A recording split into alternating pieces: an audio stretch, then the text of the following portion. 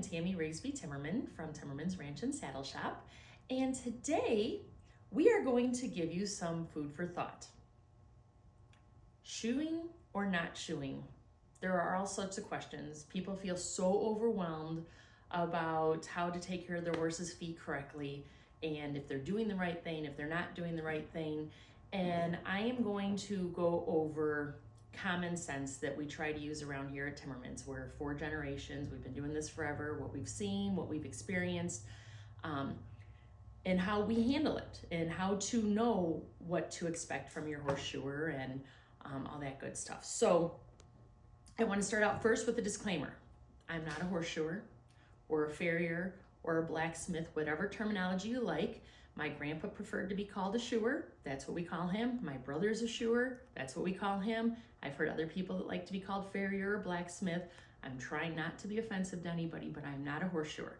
I am strictly coming to you from a horse trainer's perspective, someone that boards a bunch of horses, all the stuff that we've seen. You know, we've never had less than 70 horses on our property, so we've been there, done that, seen it all. So first question, I have people all the time asking, do I shoe my horse? Do I not shoe my horse? And when you start talking to the horseshoers, you know, you've got shoers that are on one side of the fence and you got shoers that are on the other side of the fence. So let's try and break this down to just basic common sense and how to make a good decision for your own horse. Okay, so to not shoe. People like the whole barefoot concept is really big right now, and I'm not poo-pooing it. I want y'all to know that I'm good either way. I see benefits on both sides, and I hope that this helps. A lot of people like the barefoot because as the horse steps down, their foot expands, and when they bring their foot back up, it contracts. So that increases the blood circulation in their feet. That is a great concept. It's a true concept. It's, you know, the facts of life.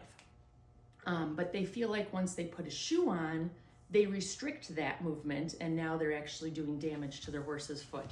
So we can sit and debate this all day long on which one is the right one or the wrong one, depending on your horse. So I'm going to tell you what we go with and what our opinions are. So shoes. We like shoes because we use and perform with our horses regularly. You know, we compete with our horses, we trail ride with our horses, we're on all different footing, and the shoes help protect their foot from all those stone bruises and everything, gets their foot up off the ground a little bit and protects them. So a lot of our horses have shoes on. My daughter's pony, we've had her for 20 years. She has never had shoes on, and we've shown her, trail ridden her, but she has really tough feet. And she never has had a problem with stone bruising or lameness issues by hitting rocks or anything like that. So she's totally fine. A bunch of our show horses, you know, we're looking for how they're traveling, how they're moving, and when they're hitting rocks, they might take a few lame steps after that. You can't be in the show ring and have something like that happen. Or you got a barrel horse. I was just at a barrel show a couple weeks ago, and a lot of people didn't have shoes on their horses, and I watched one horse as they were leading them across the driveway going from one barn to the other barn, and the horse was literally like trying to avoid the rocks and walking real carefully, and then trying to pull the owner over to the grass because his feet were hurting walking on that gravel. You need to watch your horse and see what your horse can handle. Not all horses are meant to go barefoot. Now, if you're looking for your horse to be able to go barefoot occasionally just to help have that circulation improvement, then look at what time of the year you're not really using your horse. Like for us in the wintertime, a lot of our horses, we pull the shoes before the ground gets hard and let them run around because they're not doing any traveling and stuff like that. They're just riding in our indoor arena that does not have a bunch of rocks, and it helps increase that circulation in their feet for the winter. So that's always a good way to be looking at whether or not you shoe your horse. So please just kind of keep an open mind and look at what your horse's needs are. The other question I get all the time, and that I hear a lot of barns are like promoting and stuff, is they say only shoe the front and leave the shoes off the hind. Okay, well, I don't know about you, but I don't want to walk around with one shoe on one foot and not on the other foot. I'm going to be crooked. I'm going to be walking a little limpy because you're awkward, you're uncomfortable, you're uneven. And that's not, in my opinion, one of the best ideas for your horse.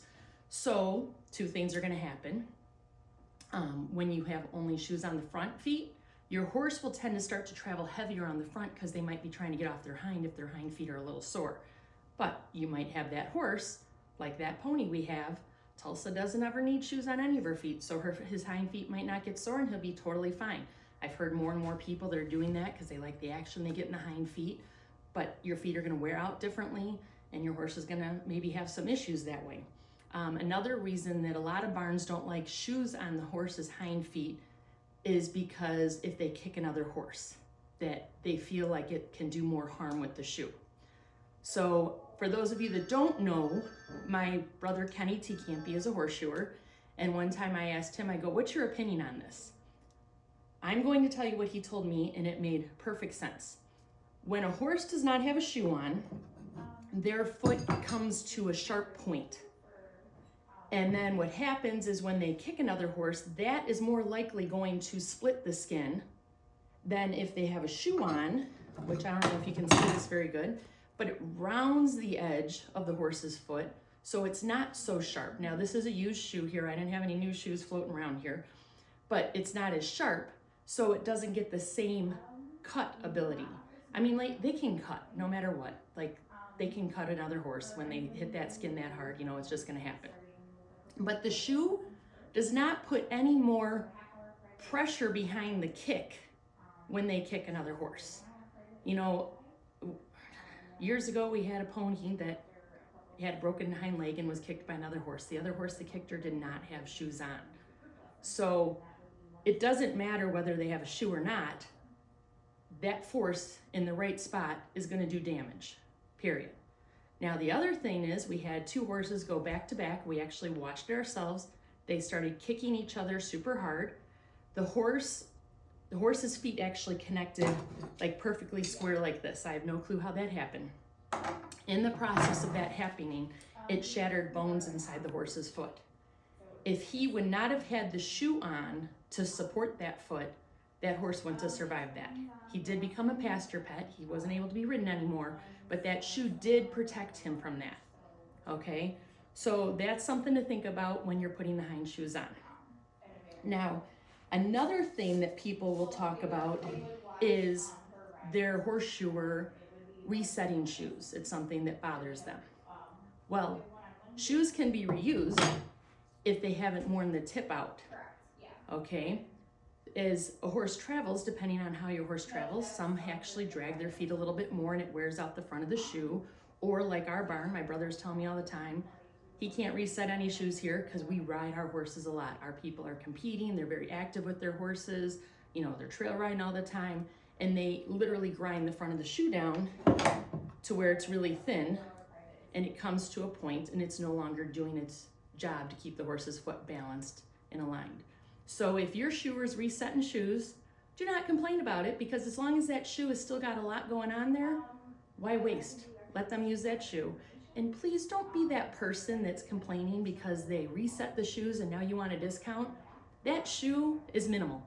Their time is worth the money that you're spending on them, especially if you have a horseshoer you like. Now, here's the other question we get all the time. How do I know if my horseshoer is doing a good job or not? Well, this day and age, if your horseshoer is showing up, don't complain. They're getting there and they're doing their job, because it is really tough to get a horseshoer now. There's fewer and fewer horseshoers out there. It's one of those jobs that, you know, they take a beating every day. It's very hard on your body physically. Customers can be a little demanding, so it makes it hard to do the job. So when you are trying to figure out if your horseshoer is doing the job you want, you need to take a look and use some common sense when you're looking at your horse's feet. Do your horse's feet all look like they're pretty much the same size? When you look at them, do their heels look like they're pretty similar distance off the ground when you're looking at the back? Are they keeping their feet kind of balanced on the bottom? You know, take a look around at that. If you look at your horse's leg, like this was one of the big things I'd asked my brother years ago. And by the way, when I use Kennyisms and say what he's saying, I want y'all to know, if you know him, I'm using a lot more words than he uses, and I'm not putting any of the grunts or anything in there, or the use some common sense when he talks to me, because you probably all heard that at some point or another. But he is a really good horseshoer and he is a good guy. But years ago, I was looking at my one horse, and my horse was pigeon-toed, so he was standing there like this, which, by the way, you guys, I did not take you out to look at horses' feet today because there are some keyboard warriors out there that are gonna sit and tell me like how things look and how they should look and how their horseshoe would do better, or they would do better themselves, or that horseshoer sucks. And I was not gonna go down that road because, you know, we all have our own opinion and we all are entitled to our opinion. But when that keyboard warrior got in there and started saying something negative, I am a really mean mama bear, and I'd have to restrain myself from not being the keyboard warrior back. So we just want to avoid all sorts of arguments. I hope that's okay with all of you. But that is why I'm not showing horses' feet today. But anyway, back to the moral of the story here. So my horse is pigeon-toed. He stands like this, and I was showing him in English and stuff. He was not a halter horse by any means. But I'd asked my brother one time, I'm like, hey, do you think maybe you should turn his toes out a little bit to make him look a little straighter? Because he does have to go in like ideal pinto and stuff like that, see if we can straighten that out. And he goes, well, your problem is when you look at their bone going down to their foot, it will put pressure on the bones if I turn those toes out a little bit. You need to follow that line of the bone down so that way it's comfortable and it's not putting pressure in places it doesn't belong. So he stayed pigeon-toed. He worked until I think he was 25 or 26 years old in our lesson program after he was done working for me. So his plan worked. The horse is doing great, and there you go. So when you look at your horses, look at it, look to see if their horses look like they're standing straight. If you noticed at one point your horse used to be standing straight, now they're standing a little more pigeon-toed or they're toeing out a little bit more, ask your horseshoer about it. But here's the key. Don't just call your horseshoer and be naggy and go, look what you did. Make sure you're constantly appreciating and complimenting your horseshoer and letting them know that you really do appreciate them, so that when you do call and say, hey, I noticed, what do you think is going on here? Is this something that we need to correct, or is this how it needs to stay? Because if you call and start telling them how to do their job, that gets very frustrating, okay? Make sure that they know that you appreciate them. Okie dokie. Now, the other thing is knowing whether or not you have the right horseshoer for you. When you look at your horse's feet, does your horseshoer actually seem like they like your horse or that they are enjoying being there? Because if you get someone that's already got some compassion or actually seems to be concerned, they're gonna really try to do their best. If you get a horseshoer that's in there grumbling and acting like they hate their lives and hate their job, they might not have your horse's best interest at heart. So look for that. See if you've got a horseshoer that's looking out for your best interest. Now, here's the thing for those of you that know my brother again, because they're gonna go, well, have you ever heard your brother? My brother's more of a grumbler, but here's the reality. He was at a horse show, watched my daughter showing, saw that my daughter took a couple lame steps in the arena, so he's obviously getting a little sore-footed. Came out the next week and there was pads on my daughter's horse with no questions asked. So my daughter calls and is like, Uncle Kenny, why'd you put pads on my horse? He goes, well, I noticed he was a little sore on and off. He was hitting rocks. He needs some pads. His feet are a little tender right now. You're showing hard. Let's take care of that. He cares about the horses. You know, he's looking for how the horse is performing. He's looking to see if your horse is comfortable, if they're, doing okay.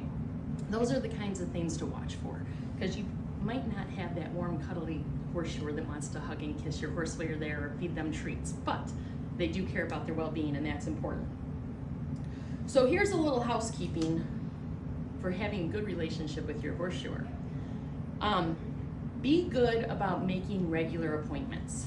One of the biggest complaints I hear people all the time saying, I can't get a shoer to come out. How do I get someone to come out regularly? Well, then I find out they're calling them every 6 months, and they're calling them like 3 days before they're ready to go on their event or their trail ride, and they're demanding the horseshoer come out right then and there. Well, they're busy, and they're gonna fit you in around their regular customers. So be that regular customer so that you're on their schedule regularly. And then they're going to be much more willing to come and help you out, especially when that event's coming up and you're one of the regular customers that your horse just blew a shoe and you need that shoe put back on. You can call and say, hey, can I get you to come out here, or can I meet you somewhere, because you can haul your horse to them to put the shoe back on. They're gonna be much more willing to work with you when you're a regular customer. Okay? When your horseshoer is coming out, have your horse ready for them. And that means Do not pull them in out of the mud with muddy feet and then say, here, work on them. Their job is hard as it is. Don't make it more difficult.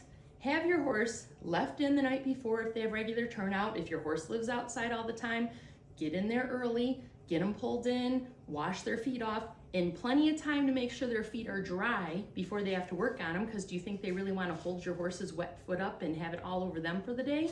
Because now they're soaked and they're muddy. So make sure you have your horse in, make sure you have them ready. When the horseshoer comes out, because we are in summer, this makes me think of it, it's hot outside, okay? Have a fan there for your horseshoer. I know my brother travels with his own fan, but you know, some of them don't have enough room in their trucks or trailers for them, or maybe their fan's not working, or that's one less thing they have to pull out. Have a fan ready to go, pointed at your horse. That's gonna do two things. It's gonna help keep the horseshoer cooler, and it's gonna help keep the bugs off the horse so that they're not trying to hang onto their foot as they're stomping for flies and everything. Okay? Another thing is, my grandpa would come home and he said the most common thing that would happen to him is he'd find people standing there drinking their fresh lemonade, watching him work, and never offer him a drink. And he'd be drinking out of the hose and they wouldn't think anything of it. If you take care of your horseshoer, you offer him him or her a cold drink when they get there, you offer them a cup of coffee, and you're actually concerned about them, like in the wintertime, you're giving them something warm, in the summertime, you're giving them something cold, they know you appreciate them. They're still, once again, gonna be way more likely to come and take care of your horse when it's a place that they enjoy going. I'm gonna tell you right now too, my brother and grandpa could tell you every place that would bake cookies when they got there and stuff for them, which a little harder nowadays because so many people have different food issues and stuff like that, but make sure you show appreciation for them, offer them drinks, take care of them. And I'd already talked about be appreciative of them so you can ask your questions and concerns. Some other things that people look for is how do I improve my horse's feet? Products that we use. Now, I don't get any endorsements. I'm not getting any kickbacks from any companies on this. I am strictly telling you what products we have found that work and that we use ourselves. First thing first, hoof dressing. Big popular thing. People definitely like to use hoof dressing. If you have a horse that has dry, brittle feet, this is a really good way to help nourish their feet and to help promote new growth. Here's the other thing. A lot of people use products that have pine tar in them. Pine tar is actually used as a sealant on a lot of woods for waterproofing, for ropes and stuff like that. So years ago, I had a horse that, he would blow shoes all the time. It took all they had to keep shoes on him, my barrel horse, because he just had super brittle feet. And I was using all these different things and nothing was working. And then I found Hoof Heel. And this is literally 20 some years now that we've been using this product, Hoof Heel, and it's by Mana Pro.